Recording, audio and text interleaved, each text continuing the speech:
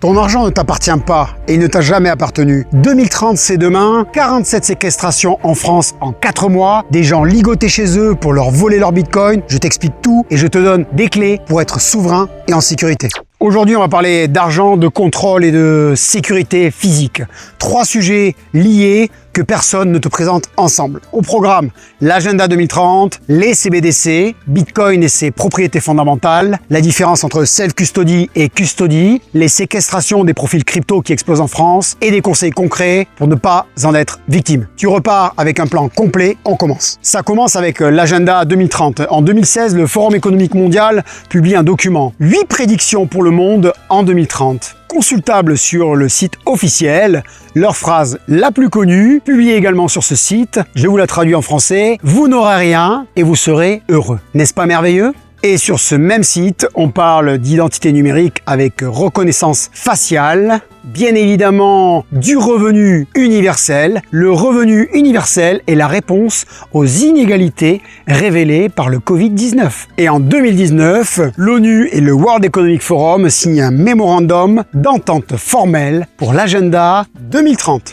Ce n'est pas de la paranoïa, c'est de la lecture de documents officiels et publics. 2030, c'est dans 4 ans. Et le bras armé de tout ça, je vous pose la question, c'est quoi? Ce sont les CBDC. On va décortiquer le mécanisme et ce qu'il risque d'arriver avec les CBDC, en l'occurrence l'euro numérique. Internet, c'est magique. Quand on cherche, on trouve 137 pays et unions monétaires qui représentent environ 98% du PIB mondial explorent activement le développement d'une monnaie numérique de banque centrale. Une CBDC, c'est quoi concrètement? C'est un smart contract monétaire, de l'argent avec du code à l'intérieur. Et ce code peut faire des choses que le cash ne pourra jamais faire. La Chine le fait déjà, le yuan numérique a une date d'expiration, les utilisateurs sont obligés de dépenser leurs fonds avant la date fixée par le gouvernement. S'ils ne le font pas, ils perdent leur argent. Et la Banque centrale d'Inde l'a écrit noir sur blanc dans son rapport officiel d'octobre 2022, je cite et je traduis, « Les tokens peuvent avoir une date d'expiration avant laquelle ils devront être dépensés, garantissant ainsi la consommation. » Ce sont leurs mots, pas les miens. Concrètement, ce que ça permet, donc programmer une date d'expiration sur tes euros, dépenser-les avant telle date, ou alors ils vont disparaître, bloquer certains types d'achats, vous serez autorisé à acheter du Made in France, mais pas autorisé à acheter un produit qui vient d'ailleurs, conditionner tes allocations, tes APL, ton chômage, ils arriveront directement sur ton wallet, mais tu dois les dépenser avant telle date et dans telle catégorie. Ils pourront geler un compte en quelques secondes, sans juge, sans procédure, et tracer chacune de tes transactions en temps réel. Et tout ça se connecte à l'identité numérique en cours de déploiement en Europe dans de nombreux pays. Bien évidemment, pour accéder à ton wallet CBDC, tu devras t'identifier, ce qui veut dire que ton identité, ton solde, tes transactions, tes historiques d'achat seront tous dans un seul et même système. Et s'il y a un point de défaillance, un hack par exemple, eh ben, tout un tas de données sensibles seront dans les mains de personnes malveillantes ou dans les mains d'un État qui pourra, s'il le souhaite, revendre ces informations ou les utiliser à d'autres fins. Pour l'Europe, ce n'est pas une projection lointaine. Le 30 octobre 2025, les gouverneurs des banques centrales de la zone euro ont officiellement donné leur feu vert à la phase opérationnelle du projet d'euro numérique. Des transactions pilotes pourraient démarrer dès la mi-2027. Et la décision finale d'émission est prévue au plus tôt en 2029. Cela vous laisse à peu près 3 ans. Et les stablecoins dans tout ça, USDT, USDC, BUSD, etc. Pour moi, c'est une CBDC privée. La mécanique est identique. Quelqu'un d'autre contrôle le bouton. Tether a gelé des adresses sur demande des autorités. Circle aussi. La différence avec une CBDC, c'est une entreprise privée qui appuie, pas un État. Mais le résultat est le même. Tu n'es absolument pas souverain de ton argent. Un point important. En juillet 2025, Trump a signé un document interdisant à la Fed d'émettre une CBDC. Les États-Unis ont dit non, l'Europe elle avance sur son projet. C'est un choix politique, mais c'est aussi un signal. Le Costa Rica n'a pas choisi d'instaurer de CBDC non plus. C'est un élément que j'ai pris en compte dans mon choix du pays d'expatriation. Et avant même qu'une CBDC existe, les États ont déjà bloqué l'argent de leurs propres citoyens. Ce n'est pas une théorie quand on regarde l'histoire, c'est très bien documenté. Je vais vous faire une petite liste des faits et des dates.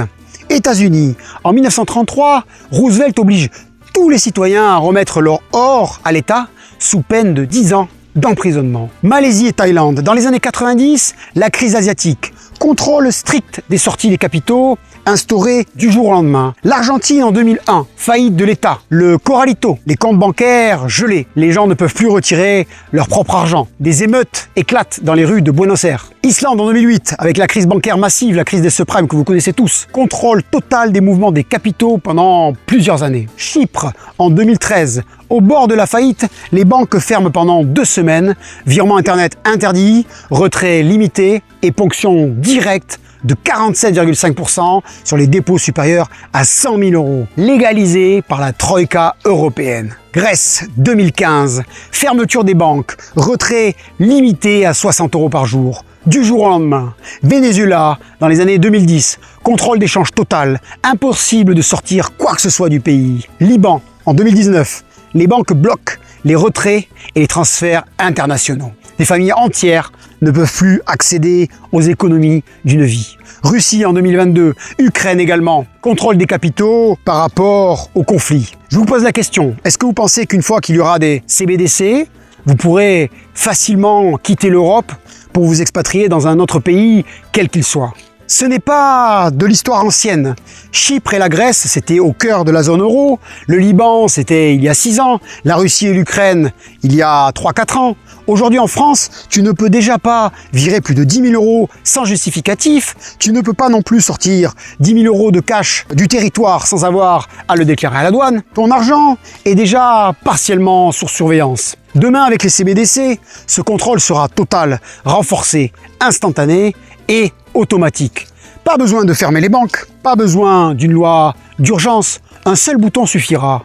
Et si un État européen se trouve en difficulté financière, et les États européens le sont, on le sait tous, la tentation sera là.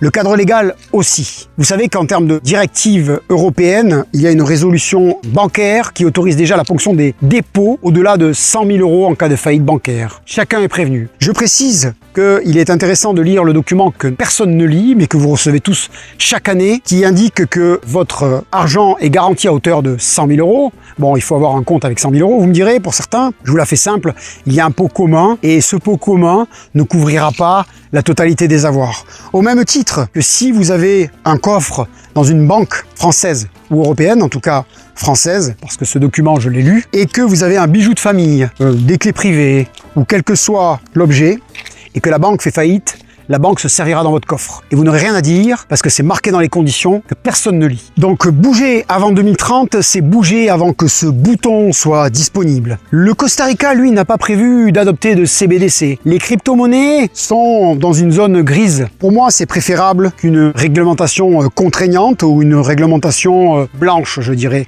Je préfère de loin une zone grise. Mais ça pourra faire l'objet d'une autre vidéo. Quand il n'y a pas de réglementation spécifique, il n'y a pas de taxe prévue, pour faire simple. Le pays applique une imposition ici territoriale. Seuls les revenus générés sur le territoire sont taxables. Bitcoin et les autres cryptoactifs sont considérés comme des commodités internationales.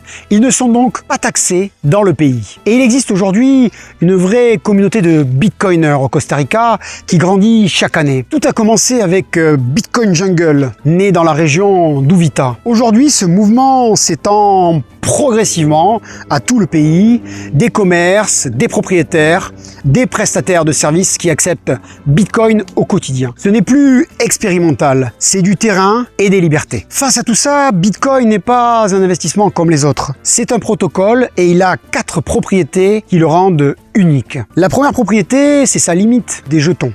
Bitcoin est limité à 21 millions. Il n'y aura jamais plus de 21 millions de Bitcoin.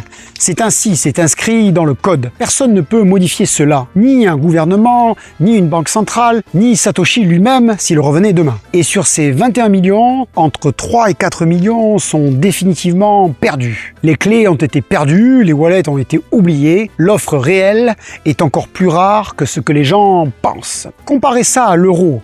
La BCE a multiplié son bilan par 5 depuis la crise des subprimes. Ton épargne ne disparaît pas, elle se dilue silencieusement, petit à petit. Pour les curieux, allez chercher la courbe de l'USM2, le graphique de la masse monétaire du dollar américain. Prenez du recul et regardez sur 50 et 60 ans. Une image qui vaut mieux que 1000 mots. Vous allez comprendre en 3 secondes ce que beaucoup d'économistes expliquent en 3 heures. Et encore souvent, ils vont vous dire que c'est à cause de ci ou à cause de là, par exemple à cause de la guerre en Ukraine, à cause du Covid, etc. Non, c'est juste tout simplement parce qu'il y a une impression monétaire importante qui va diluer l'énergie que vous avez stockée. Parce que la monnaie, c'est quoi? C'est finalement un échange de biens et de services que vous allez thésauriser, épargner, transformer en valeur. Mais si cette valeur, elle se dilue, vous avez cramé, je dirais, du carburant, de l'énergie, de la vie, votre santé pour du papier toilette, comme dans nos très nombreux pays. Deuxième qualité de Bitcoin, il est totalement décentralisé. Il n'y a pas un seul serveur, il n'y a pas de siège social, il n'y a pas de CIO, il n'y a pas de bouton off. Des dizaines de milliers de nœuds répartis partout dans le monde. Pour arrêter Bitcoin, il faudrait couper Internet dans tous les pays simultanément. Je pense que c'est impossible. Ou alors on aurait beaucoup d'autres problèmes si cela venait à arriver, et ce serait le même problème avec les comptes bancaires traditionnels. Personne ne contrôle Bitcoin, c'est la première fois dans l'histoire humaine qu'un actif monétaire n'appartient à personne, et donc appartient à tout le monde. Les bitcoiners disent souvent que Bitcoin c'est aussi pour leurs ennemis, donc je pense que vous allez pouvoir comprendre avec cette petite citation un peu mieux l'idée, ce qui veut dire tout simplement que Bitcoin est pour tous. Troisième qualité fondamentale, Bitcoin est incensurable, insaisissable et pair à pair. Si tu veux envoyer de la valeur à quelqu'un, n'importe où, n'importe quand, personne ne peut bloquer cette transaction, puisqu'on ne passe ni par une banque, ni par un État, ni par une CBDC. C'est du pair à pair pur, zéro intermédiaire. Un virement classique, bancaire, prend entre 3 et 5 jours ouvrés.